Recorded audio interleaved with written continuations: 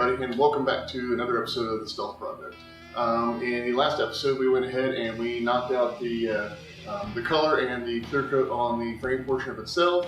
It's been a couple days now. I've been letting it dry and just harden up and everything because it'll take a couple days. It's been a little colder. It's been about 50, 40 degrees around here lately, so it's going to take a little longer for it to cure up in the normal 24 hours. So I give it a few days. But now we need to go in and we need to do some color sanding on it. There's a little bit of an orange peel in it, which I expected, unfortunately, because of the cold weather. It's not too bad. There are a few dry spots on the driver's side, the rear quarter panel. I'm going to see if I can color sand those out. I should be able to. I'm not sure at this point. I did do about 2.5, almost 3 coats of clear on there, so I should have enough to cut through to get a nice solid smooth finish on it, but we'll see. If anything, I'll have to just re-tape off the record panel and just respray clear on after I get it all flat sanded out, which won't be a problem. The main portion of the way we painted the car here was to be sure we get all the jams and all the areas, door frame assemblies and all that stuff painted in. Items like the recorder panels and stuff like that, if I need to, I can go back and do spot repairs on them, just taping off the seams inside. And just respraying clear from there. So I'm not too worried about the recorder panels because those can be fixed easily if need be. So right now what I'm going to be doing is I'm going through and I'm going to be color sanding, wet sanding basically, all the recorder panels, inside the door jams, wherever I need to. The door jam areas, believe it or not, came out really smooth. I don't think I'm going to have to do too much with those, probably just a slight cut and polish on them. I shouldn't have to be cutting into too much with it or with the sandpaper. We'll be starting off with 1500 grit wet, moving up to a 2500 grit wet, and then from there I've got McGuire's M105 fast cutting compound we'll be going with, and then their 205 polishing compound, which we'll be using the electric polisher for on that. So for now, I'm going to get some water set up, get my sandpaper really soaked in there so I can get it nice and saturated, and then we're going to go into getting this thing color sanded out. Because once the color sanding or once the wet sanding is all done on this, then I can actually start working on reassembling the car itself. Because there's not really anything that's going to hold me up from getting like the carpet and seats, basically the entire interior back in the car. Be a few items I'll have to hold out, like the side panels and stuff like that, because I'll have to put the outside trim pieces back on, which I'm going to get access to. For the most part, stuff like the dash and all that stuff to start going in, starting working on slowly getting the car back assembly. And then once I get as much as that in, I can slowly start bringing parts in here and start sanding them down and getting them ready for paint. Main priority is going to be getting the hood and the doors and probably the hatch done first. So I'm going to be pulling the car in and out of the garage in order to give me the space I need in here to paint the parts that are taken off. So I want to be sure that when it's sitting outside that I have doors and stuff like that on there. The good thing is that I actually have the next 5 weeks off from work. I have a special sabbatical package with my office. After so many years, I get to take 5 weeks off work, which is absolutely great and perfect timing because I'm using it all to work on the car. But as for now, I'm going to go ahead and get set up and get some color sanding done on this, and I'll be back with you guys soon.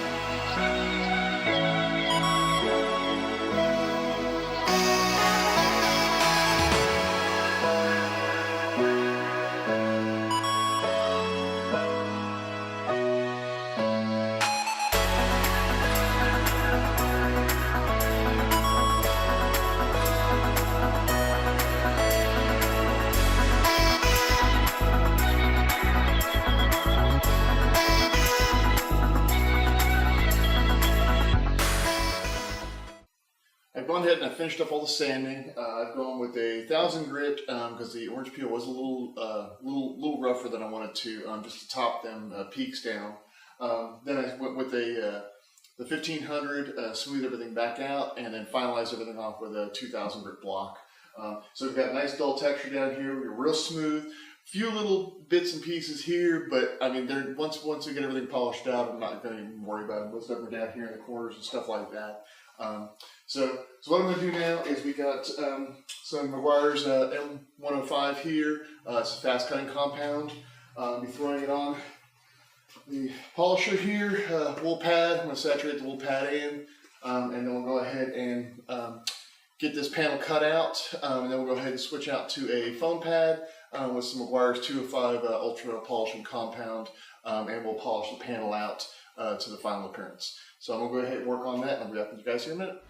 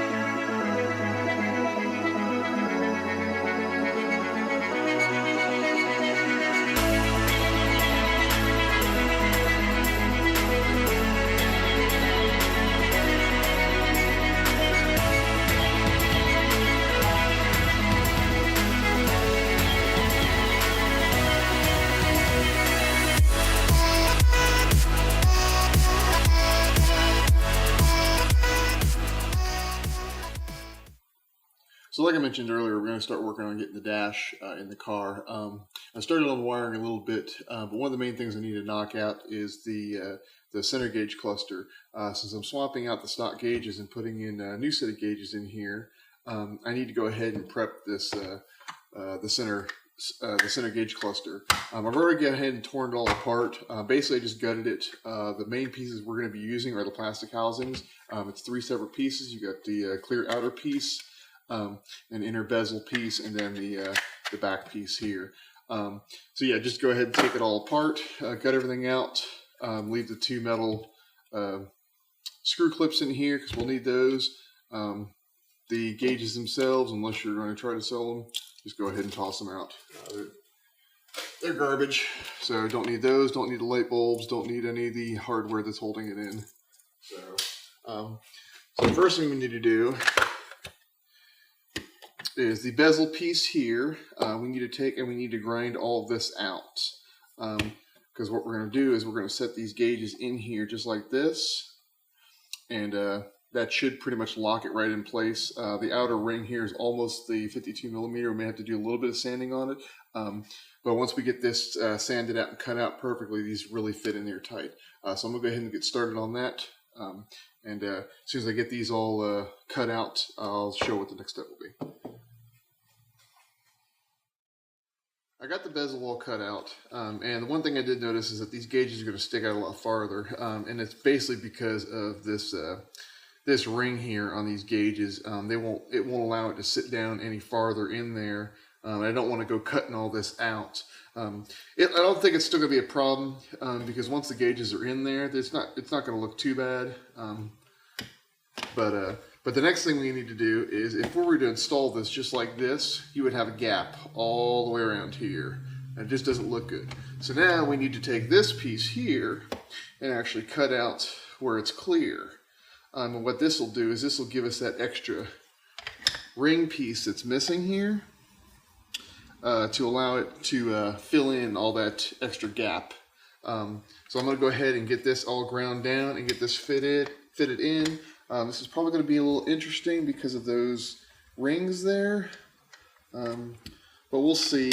We'll see what I can do. I may just have to skip it and look at a different route, maybe trying to fill in this outer area another way. But we'll see. I'm going to get this ground out real fast and see what it looks like. Okay, so I got the bezel all cut out. Got it fit in here.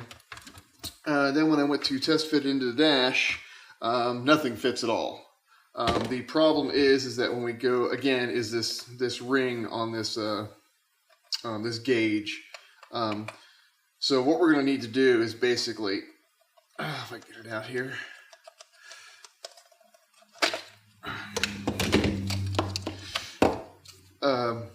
mount this up in the car like this, and then because once this is mounted up, this here is actually below where the dash is actually at.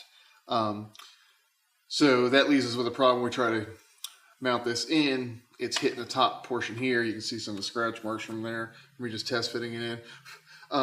So what I need to do is basically this will be a holder. We'll mount this inside the dash, and then we'll just have to push the gauges in through the dash assembly and make sure it's a tight enough fit to hold it in there. So what I need to do is I just need to trim the top of this piece out here just a little bit, just to make it fit in there a little bit better. I'm also playing with the point of getting these permanently mounted in there and then running wiring off over toward where the main gauges are, so I can plug and unplug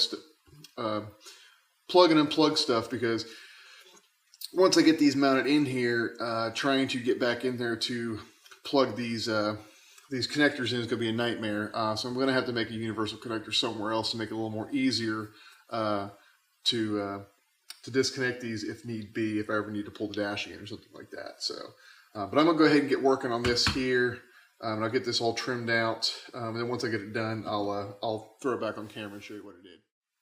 Well, I got everything figured out here. So all the bezel pieces are all cut out how they need to be. I finished up all the wiring on here, got me a nice harness going here. This here will go down toward the center console, and this is where the adapters will be for all the sending units coming into the engine bay and whatnot. And this is here's just the power wires here. So all the gauges have enough slack here so they can be pulled out and be plugged in.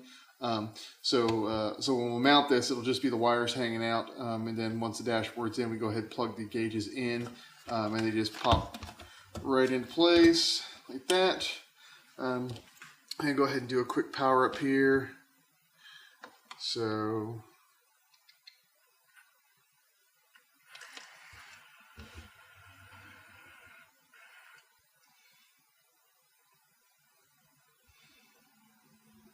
go, and we got color change here. But the only problem is that once it loses memory, they lose which color they were programmed in. So it kind of sucks, but I want to keep them white. So yeah, they're just flashing right now because there's no sending units hooked up to them. And of course, when I mount them in there, I'll actually get them straight. So, but yeah, so I'm going to go ahead and get the get this piece mounted in. I got a few little things to touch up on the dashboard, and then we're going to go ahead and get that installed.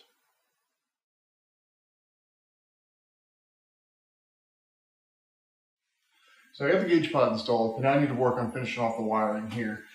We got all the wiring set up for the gauges themselves. A lot of this stuff will actually get tapped into the stock wiring harness itself. The temperature sensor actually runs to the stock wiring, so I'll be able to tap into that directly. We'll also draw our power and ground, and our just power and ground from here. As for dimming the gauges, I need to tap directly into the rheostat switch wiring on this side. So I'll need to run some stock wiring, or run some wiring up to finish that off. There's a couple other things too. The glow gauges will need their own wiring put in, so we'll take care of that also. But I'm going to go ahead and finish up this wiring right now, and hopefully we'll get this dashboard in here shortly.